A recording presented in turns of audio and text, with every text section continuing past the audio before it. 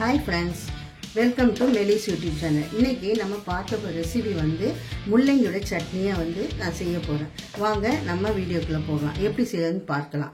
இது ரொம்ப டேஸ்டா இருக்கும். இட்லி, தோசைக்கு எல்லாம் தொட்டு சாப்பிடுறதுக்கு ரொம்ப டேஸ்டா இருக்கும். நம்ம எப்படி செய்யறதுன்னு பார்க்கலாம். பேன் வச்சிருக்கேன். அதுல 2 டீஸ்பூன் எண்ணெய்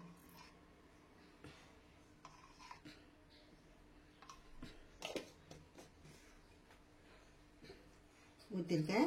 இப்போ 2 டீஸ்பூன் எண்ணெய் ஊற்றிருக்கேன். இப்போ காஞ்சதும் 1 டீஸ்பூன் உளுத்தம்பருப்பும் 1 டீஸ்பூன் கடலைப்பருப்பும் நான் போட்டிருக்கேன். தீயை கொஞ்சம் சிம்லே வச்சிருங்க. அப்போ தான் கருகாது. லேசாக இதை பொன்னிறமாக வர மாதிரி வறுக்கணும்.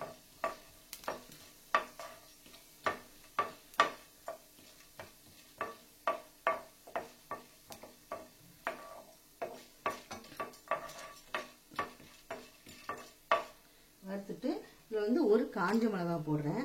அதையும் லேசாக வறுக்கணும். ஆனால் கருக விட்டுறக்கூடாது. இந்த சட்னி டேஸ்ட்டாக இருக்காது. இப்போ 2 பச்சை மிளகா போடுறேன். உங்களுக்கு காரத்துக்கு ஏற்ற மாதிரி நீங்கள் மிளகா பச்சை மிளகாவோ காளி மிளகா கூட்டிக்கணும். இப்போ நான் கொத்தமல்லியுடைய தண்டு எடுத்து வச்சுன்னா அதையும் நான் அதில் போட்டுறேன்.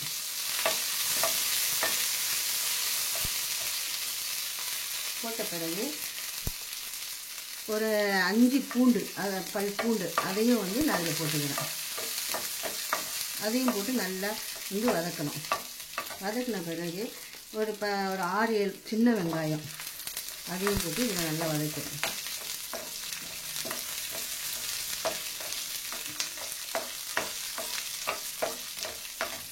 அதுக்கு பிறகு என்ன செய்யணும்னா கொஞ்சம் ஒரு 2-3 கருவேப்பிலை இலை அதையும் போட்டு கொஞ்சம் வாசனைக்கு.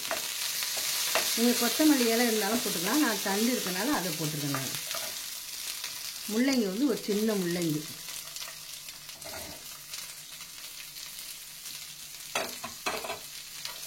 அதையும் போட்டு இதை நல்லா வதக்கிறேன். கொஞ்சம் பச்சை வாசனை போட மட்டும் நம்ம வதக்கணும். ரொம்பவும் போட்டு வதக்கினா ஒரு மாதிரி இனிப்பு டேஸ்ட் கொடுக்கும் முள்ளங்கி. அதனால் லேசாக அந்த பச்சை வாசனை போட மட்டும் நம்ம வதக்கிருக்கணும்.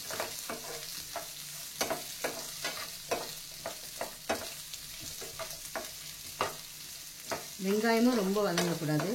ரொம்ப சுருண்டு வர மாதிரி வதங்கக்கூடாது.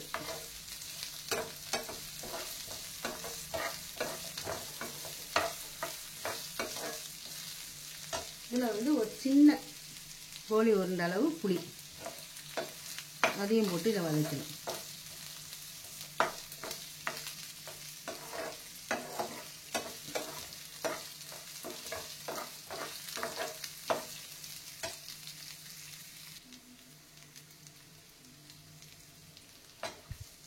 இப்போ வதங்கிடுச்சு நல்லா. இப்போ கலர் கொஞ்சம் லைட்டாக மாறிடுதுன்னா ரொம்ப கருகுனாக்கா டேஸ்ட் இருக்காது. லைட்டாக கலர் மாறிடுது. இப்போ நம்ம என்ன சொன்னால் அணைச்சிட்டு ஆற வச்சு மிக்சி ஜாரில் கொட்டிட்டு நம்ம அதுக்கு பிறகு தேங்காய் உடச்ச கடலையும் போட்டு அரைச்சிடணும். அதுக்கு பிறகு உப்பு இதெல்லாம் போட்டு அரைக்கணும். நான் உங்களுக்கு அரைச்சி காட்டுறேன் பாருங்க. ஆறின பிறகு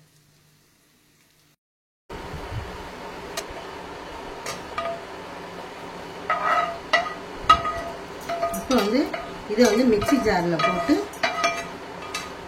தேங்காய் உடச்ச கடலை உப்பு இவ்வளோ போட்டு நம்ம அரைச்சி எடுக்கலாம். இப்போ இதை நான் மிக்சியில் அரைக்க போகிறேன். இதில் ஒரு 1.5 டீஸ்பூன் உடச்ச கடலை போடுறேன்.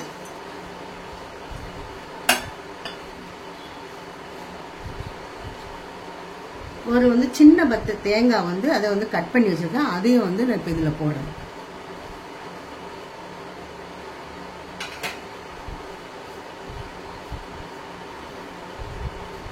இதில் நம்ம தேவைக்கு ஏற்ற மாதிரி உப்பு போடணும். நான் ஒரு 1/4 டீஸ்பூன் உப்பு போட்டுங்க. பிறகு நம்ம டேஸ்ட்டு பார்த்து நம்ம உப்பு போட்டுக்க வேண்டியதான். உங்களுக்கு இப்போ நான் அரைச்சி எடுத்து காட்டுறேன் பாருங்க.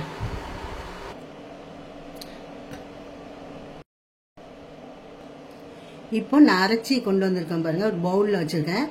இப்போ நம்ம தாளிப்பு கொடுத்துருவோம். இதில் இப்போ தவா காஞ்சதும் இதில் ஒரு 2 டீஸ்பூன் எண்ணெய் ஊற்றினேன்.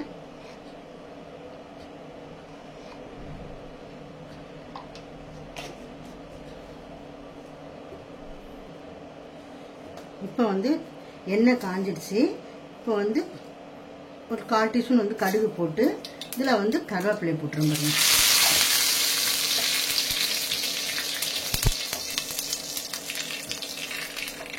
இப்போ இதை வந்து தாளித்து இதில் ஊற்றிடுறேன். இதோடைய பெனிஃபிட் என்னென்னா நீர்ச்சத்து அதிகம், சிறுநீரக கல்லை வந்து கரைக்கும், உடலில் உள்ள கெட்ட நீரை வந்து வெளியேற்றும். சர்க்கரை நோயாளிகள் வந்து தினமும் முள்ளங்கியை வந்து பச்சடியாகவும் துவையலாக செய்து சாப்பிடலாம். இப்போ பாருங்கள், முள்ளங்கி சட்னி வந்து ரெடி ஆயிடுச்சு. இது இட்லி தோசைக்கெல்லாம் நல்லா டேஸ்ட்டாக இருக்கும். இதை வந்து நீங்கள் செஞ்சு பாருங்கள். இது உங்களுக்கு இந்த சட்னி பிடிச்சிருந்துச்சுன்னா உங்கள் ஃப்ரெண்ட்ஸ் அண்ட் ஃபேமிலிக்கு வந்து ஷேர் பண்ணுங்கள், லைக் பண்ணுங்கள், கமெண்ட் பண்ணுங்கள், சப்ஸ்கிரைப் பண்ணுங்கள். Thank you.